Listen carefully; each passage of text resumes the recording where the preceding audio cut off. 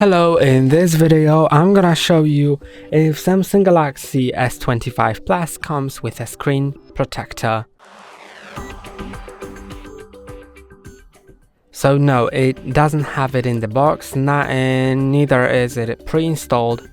So you can order the screen protector online. There are different variations of it.